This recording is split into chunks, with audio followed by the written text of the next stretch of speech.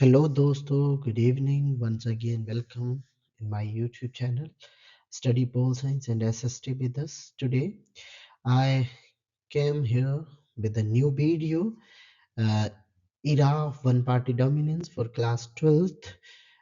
Under this video, we had and discussed shortly the chapter 2 of Indian Politics book. ठीक है, क्योंकि world politics जो है मैं कंप्लीट कर चुका हूँ. सो चलिए शुरू करते हैं. सबसे पहला जो हमारा कॉन्सेप्ट है वो है आपका basically what were the challenges to building democracy in India. कि इंडिया में डेमोक्रेसी बिल्ड करने के लिए, क्योंकि आपने पता था कि फर्स्ट जो चैलेंज था, हमने 3 मेजर चैलेंज जो फर्स्ट चैप्टर में पढ़े थे. जो फर्स्ट चैलेंज था वो टू शेप द नेशन था, और उसको जो है सरदार वल्लभ भाई पटेल जी ने जो है बहुत अच्छे से कंप्लीट किया था. 565 में से 564 जो आपके प्रिंसिपल स्टेट थे उनको इंडिया में इंक्लूड करके इंडिया को एक शेप जो प्रॉपर दे दी थी.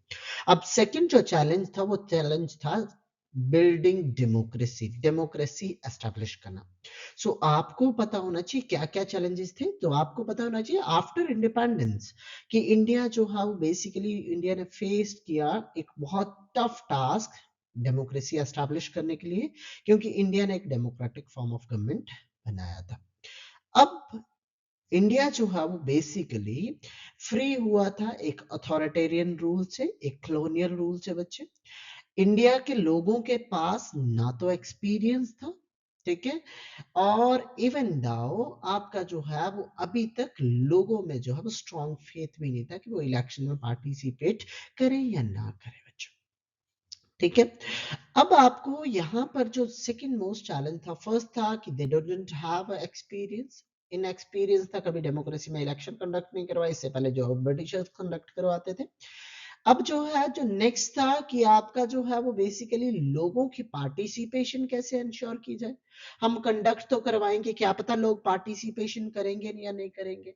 और दूसरी बात मैं ये बोलूं कि डेमोक्रेसी तब तक एस्टेब्लिश नहीं होगी जब तक वहां पर इलेक्शन नहीं होते. हमारी कंट्री में इलेक्शन नहीं होते, क्योंकि आपकी जो है वो डेमोक्रेसी का जो मेन फीचर है वो है आपके रेगुलर इलेक्शंस, या आपके जो है वो लोगों के द्वारा डायरेक्टली अपने लीडर्स जो चूज किए जाते हैं. बच्चे, इसी के साथ साथ फेयर इलेक्शन कंडक्ट करवाना जो है वो अनदर चैलेंज था.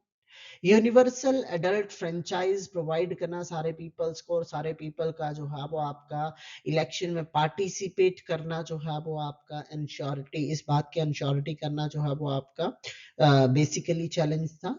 और साथ ही साथ एक रिप्रेजेंटेटिव फॉर्म ऑफ गवर्नमेंट जो है वो एस्टेब्लिश करना जो है वो चैलेंज कहीं ना कहीं जो है वो बना हुआ था. बच्चे, ठीक है. सो इन शॉर्ट अगर मैं बात करूं, पॉइंट वाइज बात करूं, तो वेरी फर्स्ट जो पॉइंट था कि आपका जो है वो इंडिया इंडिपेंडेंट हुआ था वेरी अनफेवरेबल सर्कमस्टांसेस में, और इलेक्शन कंडक्ट करवाना, रेगुलेट कर पाना जो है वो आपका फर्स्ट चैलेंज था.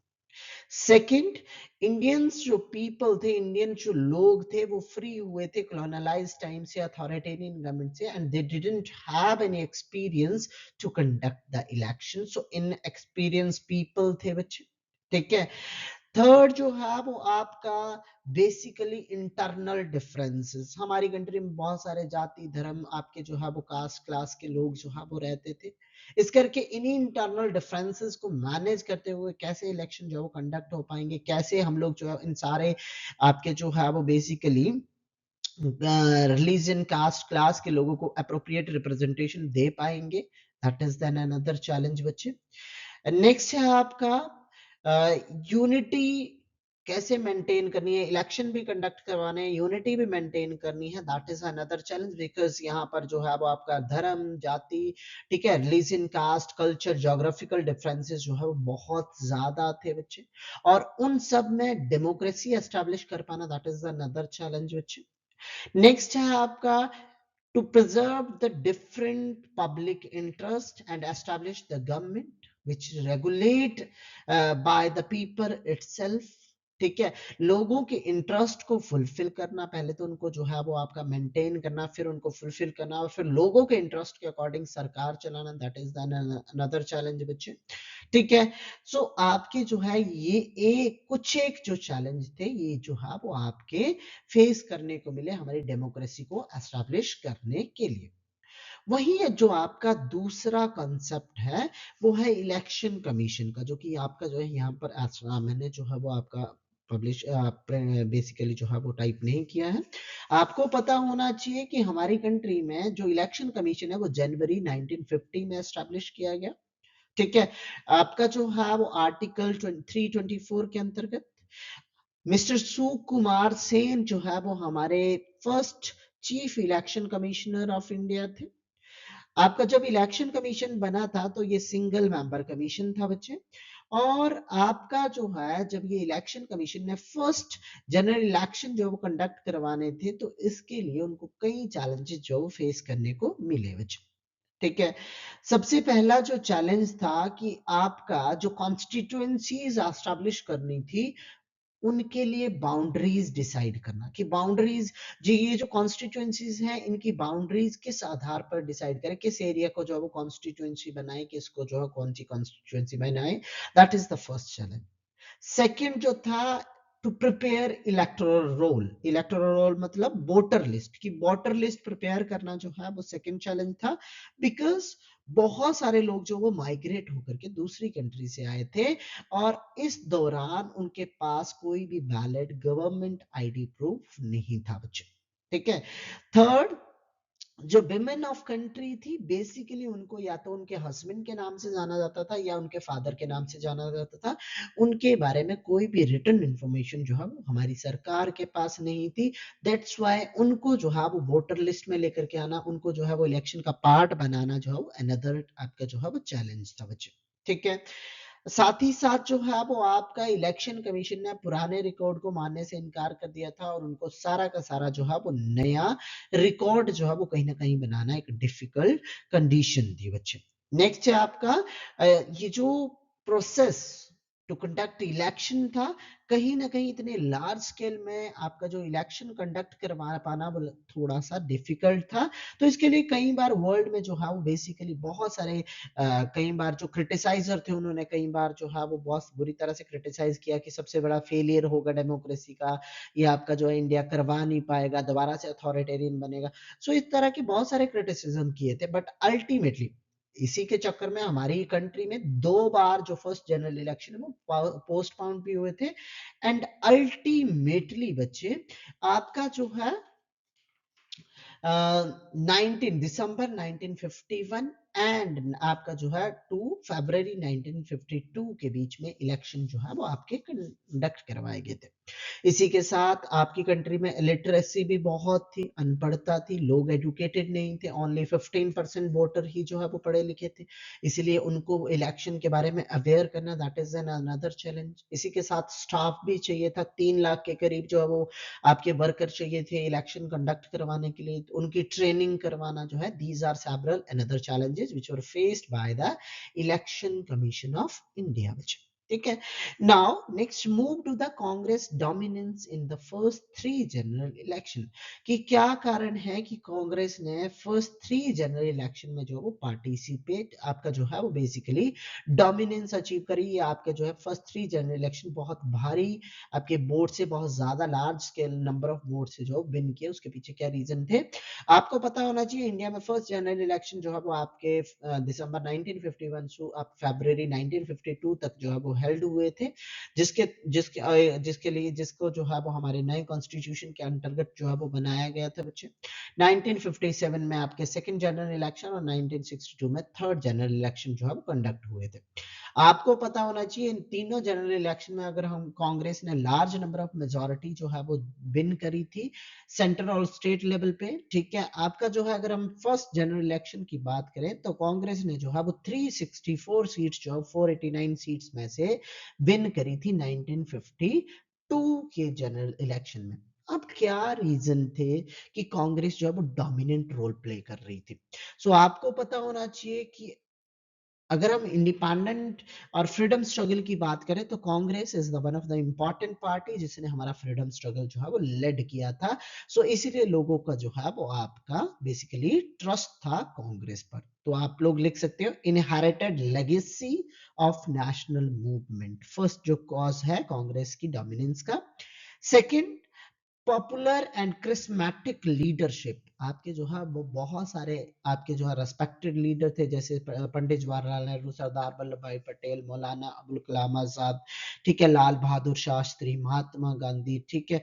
इस तरह से बहुत सारे लोग थे, ठीक है, जिनके थ्रू जो कांग्रेस को एक बहुत सॉलिड बेस जो मिला था। उसी के साथ कांग्रेस ना केवल सिटी की या आपके जो अमीर लोगों की ऑर्गेनाइजेशन थी, कांग्रेस जो है वो आपकी बेसिकली उसकी जो पहुंच थी वो विलेज, टाउन, सिटी सब जगह थी, जिस करके जो है वो कांग्रेस बिन रही। इसी के साथ कांग्रेस ने जो है वो सब सेक्शन ऑफ सोसाइटी को जो है अपने साथ यूनाइट करके आपके जो डिफरेंट रिलीजन, कास्ट, रीजन्स के लोगों जो है वो अपने साथ यूनाइट किया था। दैट्स वाई कांग्रेस जो है वो आपकी बिन रही।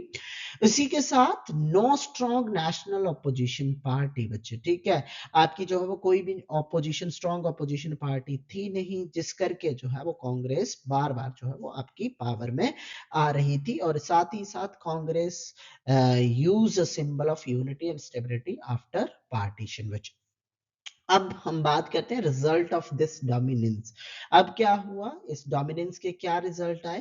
कांग्रेस जो है वो basically one of the natural ruling party जो है वो हमारी कंट्री में बन गई, जिसने जो फर्स्ट 3 जनरल इलेक्शन में जो लगातार विनिंग जो है वो अचीव करी। सेम एज जो है वो आपका जब ऑपोजिशन पार्टी नहीं थी या कुछ एक ऑपोजिशन पार्टी थी, तो वो कांग्रेस को क्रिटिसाइज जो है वो करने लग गई थी बच्चे, ठीक है। चलिए अब हम नेक्स्ट ये कुछ एक पॉलिटिकल पार्टीज हैं उस टाइम जो इन्होंने वर्क किया बच्चे। सोशलिस्ट पार्टी है 1934 में, जिसको एस्टैब्लिश किया था आचार्य नरेंद्र देव ने। कम्युनिस्ट पार्टी है 1925 में, जिसको एस्टैब्लिश किया था एम एन रॉय ने। यहाँ से 1 मार्क का क्वेश्चन पूछा जाता है, तो थोड़ा सा ध्यान रख लेना, ये आपको जो है वो 4 यहाँ पर मैंने मेंशन कर दी है, तो ये इंपॉर्टेंट है, ठीक है। आपकी socialist party 1934 Acharya Narendra Dev, communist party M N Roy 1925, Bharatiya Jansangh जिसको आजकल भारतीय जनता पार्टी बोलते हैं बच्चे, इसको जो है वो बेसिकली दीनदयाल उपाध्याय ने एस्टैब्लिश किया था, या आपका जो है वो इसी के साथ अगर मैं बात करूं तो इसको जो है वो बेसिकली अगर हम लोग आपका जो है वो भारतीय जनसंघ की बात करें, तो इसको श्यामा प्रसाद मुखर्जी ने जो है वो एस्टैब्लिश किया था 1951 में, ठीक है, जो कि आपका जो है वो भारतीय जनता पार्टी आज के नाम जानी जाती है, जो कि 1980 में बन गई थी। इसी के साथ स्वतंत्रता पार्टी जो कि आपकी 1959 में जिसको जो है सी राजगोपालाचारी ने जो एस्टैब्लिश किया था। यहाँ पर सिंबल भी दिए हुए हैं, ये सिंबल है आपका स्वतंत्रता पार्टी का, ये है कम्युनिस्ट पार्टी का, ये है आपका भारतीय जनसंघ का, ठीक है, ये जो है वो आपके सिंबल हैं। तो आपको यहाँ से 1 मार्क का क्वेश्चन पूछा जा सकता है बच्चे, सो गो विद इट, ठीक है। चलिए नेक्स्ट हम शुरू करते हैं, tolerance and internal democracy with in Congress. अगर हम बात करते हैं अर्ली इराज की, अर्ली ईयर्स की बच्चे, सो कांग्रेस जो है वो अपनी इंटरनल डेमोक्रेसी के लिए जानी जाती थी, कि कांग्रेस में जो लीडर, उनके जो प्रेसिडेंट, कांग्रेस के जो प्रेसिडेंट और बाकी ऑफिशियल चुने जाते थे, वो बहुत अच्छे स्मूथ तरीके से इलेक्शन करके जो है वो प्रॉपर तरीके से जो कैपेबल होता था, एलिजिबल होता था, उसी को बनाया जाता था। साथ ही साथ हर चीज को लेकर के कांग्रेस जो है बहुत अच्छे तरीके से डिबेट करती थी, और लोगों के ओपिनियन को, वेरियस लीडर्स के ओपिनियन को एक्सेप्ट करती थी और उसके अकॉर्डिंग वर्क करना चाहती थी। इसी के साथ liberal, conservative, socialist, leftist, rightist, basically ये सारे मेंबर जो है वो एग्जिस्ट करते थे कांग्रेस में, और आपका जो अपना अपना इन्फ्लुएंस जो है वो देते थे कांग्रेस को।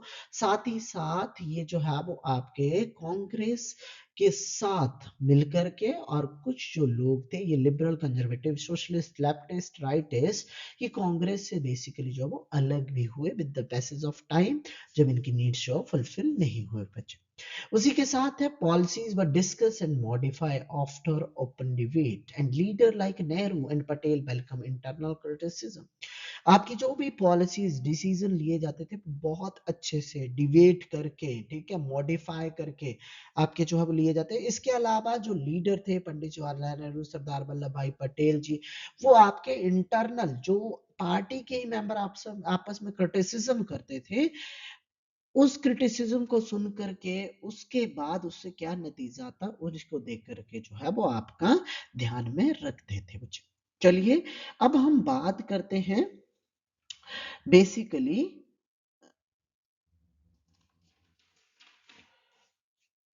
आपका जो है वो कांग्रेस सिस्टम की। एक 2 नंबर का क्वेश्चन पूछा जाता है कि what do you mean by Congress system. So आपको पता होना चाहिए कि dominance of Congress party in the Indian politics from the first general election to fourth general election is known as Congress system बच्चे। ठीक है, अब क्या हुआ, धीरे धीरे हमारी पॉलिटिक्स में कुछ एक ओपोजिशन पार्टी की इमरजेंस जो है वो होनी शुरू होगी। ठीक है, आपको जो है वो पता होना चाहिए सबसे पहले जो है वो सोशलिस्ट पार्टी कहीं ना कहीं जो है वो हमारी पॉलिटिक्स में इमर्ज हुई। तो सोशलिस्ट पार्टी जो है वो 1948 में इमर्ज हुई। ठीक है, आपका जो है इन्होंने सोशलिस्ट पार्टी एनएपी कांग्रेस की जो पॉलिसीज थी प्रोग्राम थे उनसे दुखी होकर के, या आपके लैंड रिफॉर्म बहुत स्लो थे, कोई एक्शन मतलब आपका इमीडिएट एक्शन कांग्रेस नहीं ले रही थी, उनसे दुखी होकर के, या इंडस्ट्रियलिस्ट के साथ कांग्रेस का टाई होने के चलते आपके जो है इन लीडर्स ने दुखी होकर के आपका जो बेसिकली जयप्रकाश नारायण, राम मनोहर लोहिया और आचार्य नरेंद्र देव, बेसिकली ध्यान रखना ये जो आपके 3 लीडर हैं, ठीक है, ये जो मैंने अंडरलाइन किए हैं आपके जयप्रकाश नारायण, राम मनोहर लोहिया, आचार्य नरेंद्र देव, इन्होंने जो है ऐसी पार्टी की स्थापना करी जो कि जिनका जो मेन एम था वो सोशलिज्म को प्रमोट करना, पीजेंट्स और वर्कर्स के राइट के लिए फाइट करना, उसके साथ साथ लैंड रीडिस्ट्रीब्यूशन की पॉलिसीज को जो है वो आपका बेसिकली जो है वो सपोर्ट करना, और इकोनॉमिक इक्वालिटी लेकर के आने के लिए जो है वो आपकी ये पार्टी एस्टैब्लिश की गई थी। इस पार्टी को मेनली सपोर्ट मिला पीजेंट, वर्कर और स्मॉल फार्मर से। ठीक है, ये स्टार्टिंग में जो ज्यादा पावरफुल पार्टी नहीं बनी, बट इसने लोकल मूवमेंट को कहीं ना कहीं जो है वो आपका बहुत ज्यादा एक्टिव जो है वो कर दिया था। सोशलिस्ट पार्टी की बात करते हैं, सो आपका जो है वो बेसिकली ये एस्टैब्लिश करी गई थी लेफ्ट कांग्रेस लीडर्स के द्वारा 1948 में, जिनके नाम आपको पता होने चाहिए, जयप्रकाश नारायण, जिसके बारे में हम जो है वो अगले चैप्टर में भी पढ़ेंगे। ठीक है, जिन्होंने जो टोटल रेवोल्यूशन का बेसिकली जो वो प्रिंसिपल दिया था, आइडियोलॉजी दी थी 1974 के टाइम में इमरजेंसी के ड्यूरिंग बच्चे, और सेव डेमोक्रेसी जैसे स्लोगन दिए थे। राम मनोहर लोहिया, ठीक है, जिसने जो है वो बेसिकली डेमोक्रेटिक सोशलिज्म की बात करी थी। ठीक है, और साथ ही साथ जो आचार्य नरेंद्र देव, इन्होंने जो है इन 3 लोगों ने मिलकर के जो है वो आपकी सोशलिस्ट पार्टी के फॉर्मेशन 1978 में की थी बच्चे।